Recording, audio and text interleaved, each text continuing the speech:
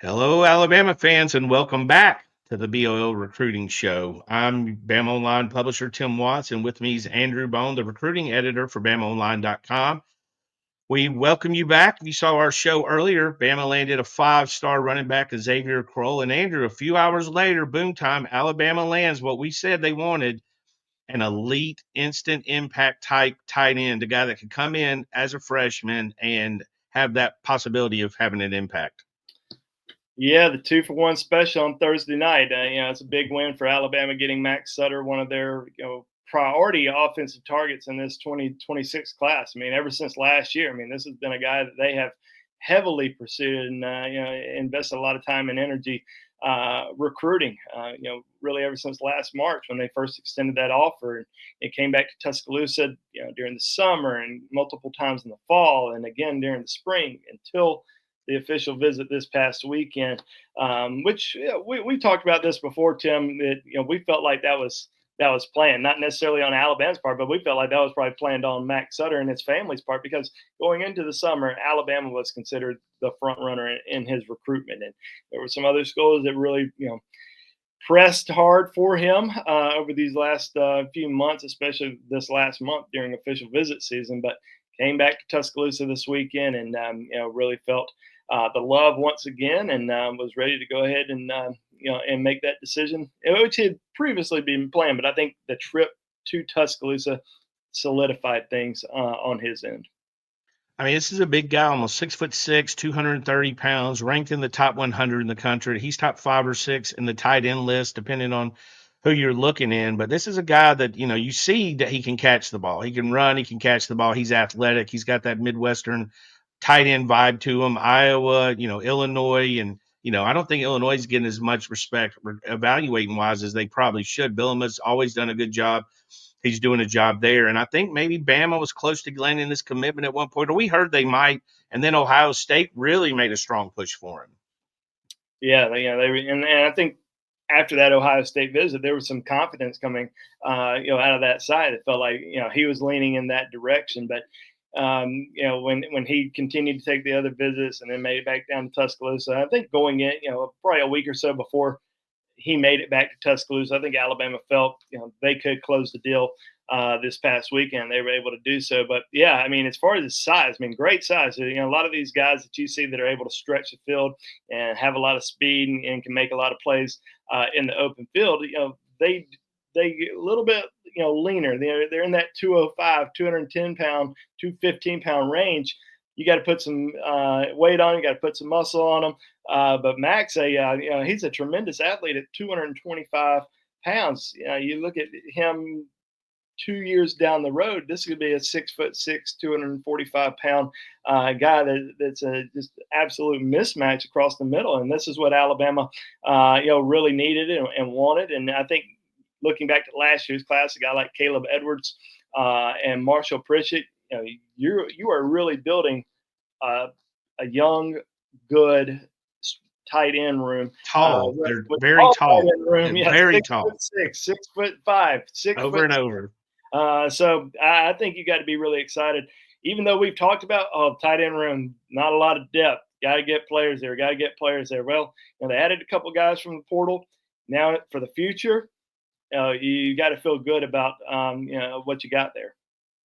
Yeah. And again, this is a guy coming in that you're going to know when you look at rankings and people that catch your eye, the tight end lined up wide and going up and all that stuff. He does all that athleticism. You see, what you also should notice when you watch his film is how he's a willing blocker. He's a very aggressive blocker. He's good in space. He mirrors well. He's going to put his hands on you and drive you back. That's something he's going to get even better at the next level because that's going to be a focus. And a lot of times we talk about tight ends being able to block. I think a lot of people think inline tight end like Michael Williams, and you're going to have those big bully types. But also, these guys have to block on the edge. Someone's got to clear Ryan up to take that one step and take it to the house, and he kind of falls in that mode. But Andrew, I got a question for you. Who's happier, Kalen Deboer, Courtney Morgan, or Ryan Grubb? This is a lot of offensive firepower in one Thursday after 5 o'clock. I think Brian Ellis. He's probably pretty happy, but he don't get to coach right. He don't get to coach Kroll though. Yeah, that's true. I think that yeah, as far as Kalen, Deboer, and that staff, I mean, they did obviously a tremendous job with what they've been able to put together from an offensive class so far.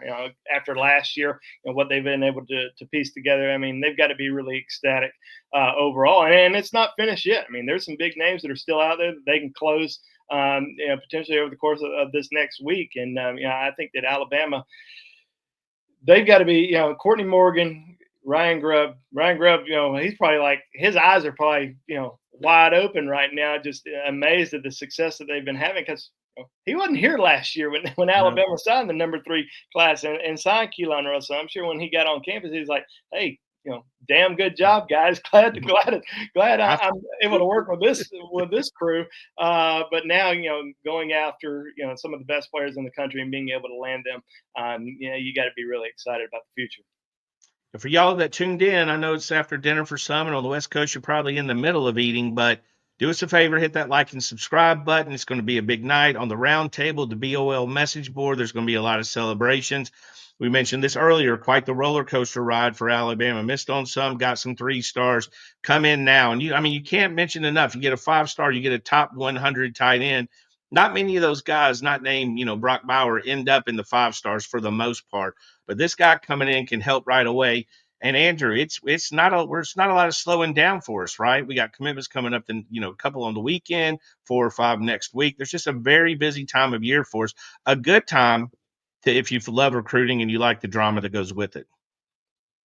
Yeah, I need to look back at the at the commitment last year because it feels like a lot of them happened throughout the month of June, and we Hmm. kind of got to July, and there were a few commitments obviously in July, but it wasn't many. It seemed like all of them were happening in June. So this year, everybody started to get a little bit nervous that all Yeah. these commitments weren't happening, after their first official visit or their second official visit. We kind of felt like it was going to wait until after the final visits before we really saw a run of commitments. And that's kind of what we're seeing right now. And a lot of these guys have set commitment dates over the course of the next week or two.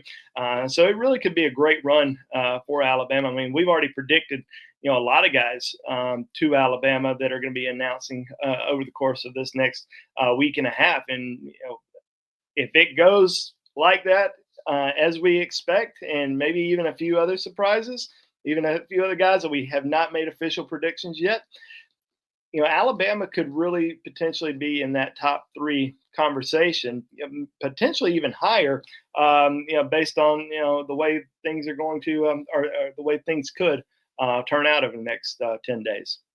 If that happens, the domino gif, is it officially back? It's Dominoes just falling. I mean, that we retired that at one point, but I mean, this would be, and going back to last year, and don't hold me completely to this, but I feel like when Keelan Russell committed late May through the middle of June to AK Deer, it was the vast majority of their commitments. I think they had 3 or 4 commitments. I feel like 4, Luke Metz, Duke Johnson, those guys were committed. Abdul Sanders, that was the majority of the class. Because then after that, there was months of going, are we not recruiting anybody else? Even though we said that's kind of going to be it. Now at the end, you had a couple flips. You had Derek Meadows. You lose Caleb Cunningham. You flip Ivan Taylor from Michigan. I mean, both those guys were expected to go to Michigan at one point. So you're looking at the best part of the recruiting year. After that, it's just watching the kids, seeing who pops up where. But a run we're prepared for, Andrew. Yeah, I mean, we're made for this. We're ready for it. Yes, Yeah, we I think are. that there's ebbs and flows throughout the entire year, and then you kind of get to the summer. You go through that official visit season where things are looking one way, and then they're completely going to change. But once you get through that final official visit, and you're ready to sit down, make that college decision, a lot of these guys stick. I mean, are there going to be some that are going to get you know a bigger offer late in process? Sure, but a lot of Sure. those guys still turn it down. Keelan Russell turned it down last year. Michael Carroll turned it down last year. Dijon Johnson, Devon Lee, Chuck McDonald. Dijon Lee, yeah, A yeah. lot of these guys were Luke turning Metz, Luke Metz saw pushes.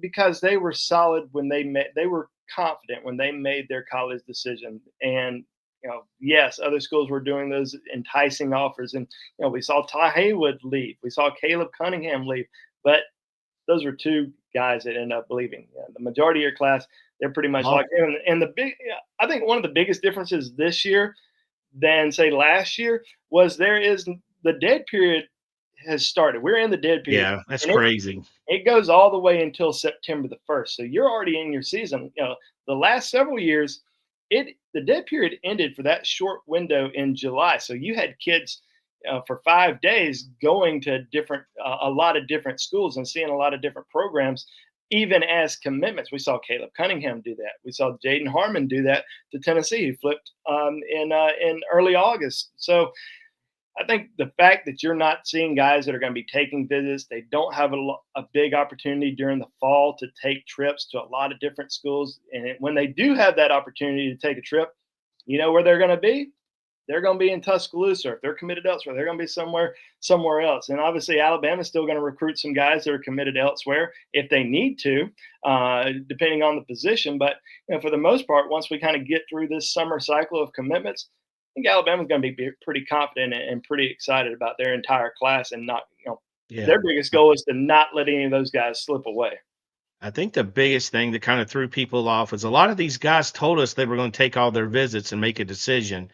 You look at the short window and it makes sense. You want to get through it and they should enjoy it. I mean, you don't want a kid second guessing. You don't want a kid visiting another school they didn't get a chance to visit in October or November. You want them to visit when they can. And in the day of the portals, you can't hide them.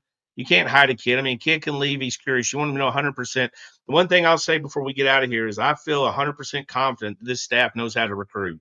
I think they know how to host a visitor. I know they know how to handle relationships. I think they know when to get out of a recruitment. We've seen recruitments that they backed out of that went absolutely haywire down the stretch, and they didn't have to be a part of it. I think they play their cards very close to the vest of what they want, and they're very smart with how they go about it. Andrew, give us a final thought. And again, headed to the BOL roundtable. I mean, we're going to have to go put some people's clothes back on. They'll be partying naked probably, but it'll be a good day on the roundtable. They'll be having fun. You're welcome to join us. It's $1 for the first week. Andrew, get us out of here. Yeah, about a month ago, I guess probably less than that, but Alabama posted, their summer theme is called Summer Rain. Were they going to be able to, completely dominate on the recruiting trail this month and into July? I feel like we're starting to see that. They get, two big commitments today. Are they going to continue that over the course of this next week? We've got some predictions in. If that all goes according to plan, Alabama's summer rain is, about to be here. So I think Alabama fans should be really excited. Got a lot of content on BOL, so go check us out at BamaOnLine.com. Tim and I are on the message board all day, every day, so you can talk directly to us. So come check us out. As Tim said, it's $1 for a week. Test the waters, and if you like it, you'll stick around for a long time. We appreciate it. Hope everybody has a good night and a good weekend. Roll Tide.